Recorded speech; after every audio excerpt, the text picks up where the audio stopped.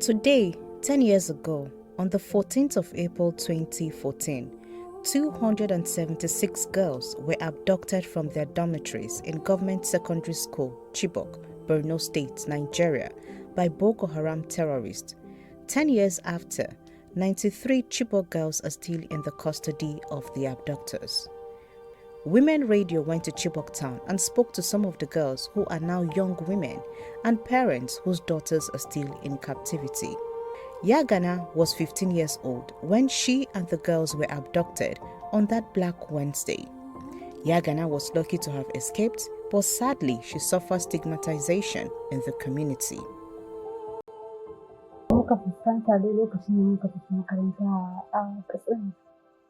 Idan suka ji mu daga Chibok muke gudun suke suna cewa ga kwara ga tambuka shine problem da muka fuskanta. Bayan wannan kuma sai muka yi complaint da su a makarantar sai suka ce su bari za su magana wa student zama student din da sauran malamai da muka kai complaint ma principal su magana da kan gaskiya ƙara fuskantar matsalar gaskiya zama muke yi muna kuka har lokacin ma gaskiya karatun ba ma fuskanta ba ma gane komai. 10 years after, 25-year-old Yagana said the government has not fulfilled its promises to fund her tertiary education. Noma ne, mama dai noma take a gidan ba wani aiki ne sai noma sai dinkin da tana dinki. Yayi na ma haka kaya tela. To shine abin da sun samu shine sun hada zo an samu an saya mun admission a college of health. Shine na fara karatu lafiya kenan shine yanzu dai sai yana son lallai zai na tunda yana college of health yana abu ne yana son karanta tun lokacin da yana karaman baban mu ya tambaye ni ke yana son daga doctor abu ne yake kudin gwamnati ya dube ni sai makarar Allah ka sama da makarantar mu nan samu mana aikin yi da sauran wanda ba sa nan samu su fita mana da su wanda suna gida masu kira su samu makaranta. Wannan shine taimakon da yana so su yi. Kuka na gari su shine dai har yanzu dai akan mu da 'yan matan ga wahalan abinci wahalan rayuwa ne mai ta bangaren namu akwai dai shine yana so su taimaka mana. Kuma masu son karatun su taimaka mana su karanta mana da karatun mu wanda muka fara su karatar mana sai gashi yanzu school fees ma gashi na semester nan ma gaskiya ban biya ba gashi har yanzu an fara shiga late registration. Saboda ba kuɗin ne har yanzu samu ba kaga da yanzu da sun sa baki sun taimaka su biya mana su na mu shikenan za mu ji daɗi mu ma kamar wasu 'yan matan za mu ji daɗi mu ma. Gwamnati ya mana alkawarin cewa duk makarantar da muke so za su yi mana dan ban karasa da secondary school nan ba su za mu karasa da secondary school mu je high institution ko ina ma in muna so za mu yi mu ga makarantar su ba mu aiki gaba ɗaya abu da suke mana kenan. Ba su ban ma haka ba amma babu wanda suka yi. Rayuwar da ya zama mana gashi nan dai tun da dai tam da aka kwashi sauran yan uwanmu aka tafi da su mun da muka rage daga baya wallahi kullum in muna zama sai irin muna bimbini yanzu aka yanayin rayuwar duniyan kenan wata rana sai labari gashi nan sauran yan uwanmu har yanzu shiru abin da kullum muna jin shi wani iri kamar har still har yanzu boko haram za su sake zuwa kenan muke gani a yanayin fahimtar mu kullum muna zama cikin fargaba. Sauran sun yi kokari tam da aka zo ɗauka list dai saboda mu muna cikin mutane da suka yi escape a mota amma ni dai gaskiya na ji tsoro sosai ni da sauran yan uwana mun kai kusan uku dai sai muka ji cewa still kar dai an zo dai saboda tam da suka zo su ma sun mana dabara ne suka ce ai su sojoji ne a shi daga baya su boko haram ne to tam da aka zo za a ɗauka list din sai muka ci cewa kai kar da maybe mutane na za su yi amfani da damar su saboda mun da muka rage muka zo muka dira sai su doka su sake tafiya da mu sai muka ji tsoro amma mu sai mu ba da sunan mu ba ashe daga baya ashe makaranta ne za a kai su. A'a ba za a rasa ɗaya biyu ba dole akwai ko a yanayin duniya dukan kowa da yanayin shi wasu za su zo su ce mana cewa ga sauran yan matan da boko haram suka kwashe su a shahar yanzu da sauran suna nan mutane dai kowa da yanayin maganganun shi amma mun bar komai wa Allah.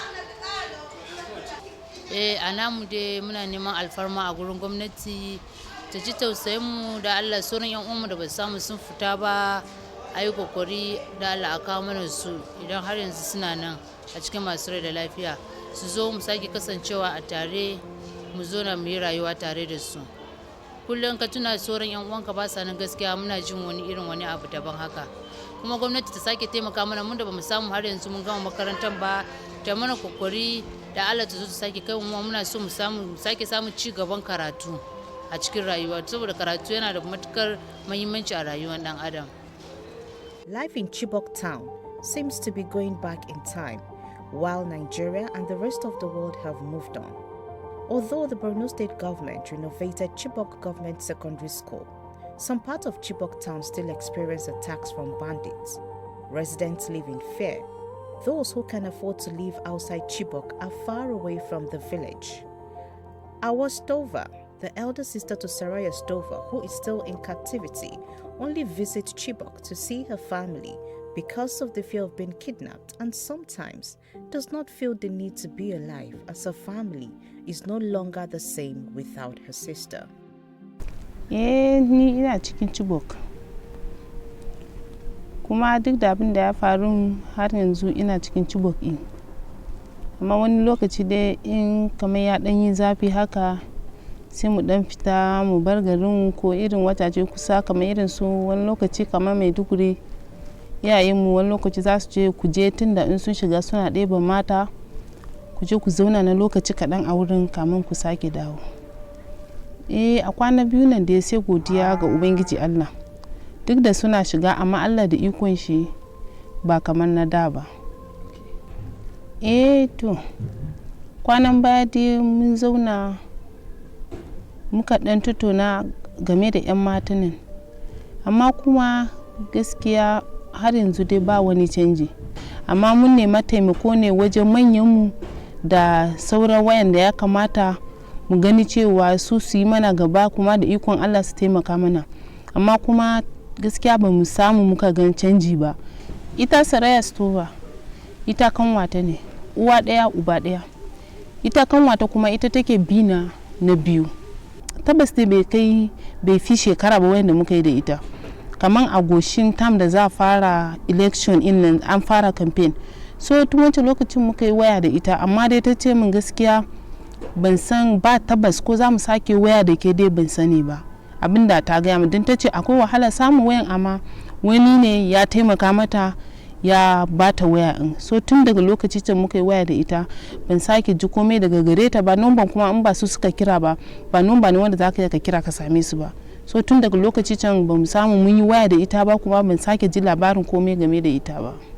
Idan mun je gida dai ko ban je gida ba tintini da aka ɗeba 'yan matan nan ma mutane da yawa irin wayansu in sun kalle mu suna gani kamar ko mu ne muka bar 'yan matan ma aka tafi da su, because wayansu ba su da irin tunani na tausayi cewa ba abun fata bane. Ma gaskiya wani lokacin irin muna jin kunya, wayansu abubuwan ma muna jin tsoro, wani lokacin ma kamar zan iya ce ma ni kamar ba amfani zama na ma a duniya in na tuna yanayin da muke zama tare da ita, yanda rayuwarmu na baya amma yanzu ya zama ba ganin ta muke yi ba jinta ba komai ba, muna jin wani iri gaba ɗayan mu da iyayenmu. Gaskiya neman mu da kuma fatan mu da kuma bukatan da muke nema a wurin manyan mu, especially shugaban kasa ko gwamnati namu da saura mabiyansu su taimaka mana ta wurin cire mana 'yan matanan a inda suke. Monica Stova and Mary Jacob long and hope for the return of their daughters. Sunana Monica Stova, akalla ina da shekara 50 da. Ba garin Allah da zai waye bani da damuwa. Wata rana yana hana ni bacci har na ɗauka hawan jini ma. Yanzu zai da shekara 2 ko uku ne mun taba gaisa a waya. Take tana Sambisa. Ni dai to ba zan ce na ga kokarin su ba, domin yanzu a kwanan nan in naji an yi kinafe to ana magana akai, ina ga maganar da alama akwai kwanacin da aka kwashe, amma namu ya dade ba mu jin maganar ma ko kadan, yana sake bani damuwa, ina kwana kuka dun ina ga ba a damuwa kan namu din. Kai ya dade ba a damu akai, da ana damu akai an yi fita an nema. Su yi kokari su taimake mu, su yi kokari su tada kokari su taimake mu a ceto mana 'yan matan mun nan. bukata na kawai a ceto mana 'yan mata su fita lafiya da rai kawai. Akwai damuwa ba karamin damuwa ba ma. Tunani ba zai barka ba, me zaka iya yi? Yanzu in ina aiki ma ina tuna yarinya na har kafa na mazan shara, sai dai in bar aiki, ina collapse. Rayuwa kowane lokaci ga BP ga typhoid, ba na cin tuwo, ba na yi komai, sai dai ina zaune. To yanzu din ma cututtuka da yawa ne na samu a wurin yatan da ta tafi. Ina tuna yanzu shekara 10 ban gan yata ba. To gwamnati kuma yanzu ba sai mana magana kan yata mai yanzu, sai dai shiru, suna zaune kayansu. Mu kuma sai damuwa ya kama mu. Amma har yanzu ba mu ji magana kan 'yan matanmu ba. Yanzu shekara 10 ba mu ji komai ba yanzu. Ni dai muna so dai a kawo mana yata na. Ji komai ba, kawai suna ce dai suna da rai. Amma tun da ba mu gan da ido ba, ya zamu ya mu gani wai gashi, sai dai Allah. Fata na dai ina so a kawo min yata. Shine damuwa na. In ba haka ba abin da ina da damuwa, sai dai yata a kawo min, to shikenan damuwa na ya kare. Ni dai ina roke su fitar min da yata, shine bukata na. Ina yi addu'a kowane lokaci su fitar min da yata. In ba haka ba abin da ina fata. Addu'a ne kawai a fitar mana da yata, shine magana. Damuwa kala ne muke fama da. Yarki shekara 10 baki san wurin da take ba, to ai dole BP mai a kama ni. Ga ina da BP, ga ciwon zuciya ina da shi duka saboda yata din. In ba haka ba da ban da komai, amma yanzu iri tunanin da ya zo mun ma ba kaɗan ba saboda yata din. To ina roke gwamnati su fitar min da yata, shine bukata na. Suna yata din patient, shekarunta 19 ne. Ayuba Alamson, spokesperson for the Chibok girls, lamented the government's inability to keep to their promise of educating and empowering the girls that are back. Well, to be honest, life is just frustrating. It has been very difficult. Now it's 10 years that these girls were adopted, and to some extent, quite a number of these girls are still not found, are still missing. So life is very frustrating with all the parents, leading to death of some. Over 30 of these parents were dead, and a lot of them are still passing through different type of trauma, depressions, anxieties. With other communities have been also, ravaging as a result of the Boko Haram up to date.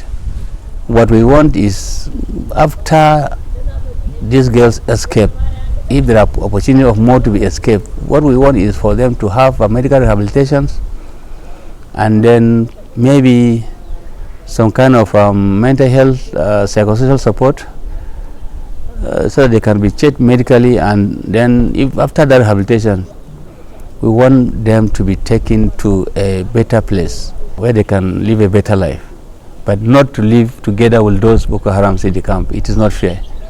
It's not our plan, and it's not our belief, and it's not our agreement. Close to 90 are still missing. Close to 90 of these girls are still missing.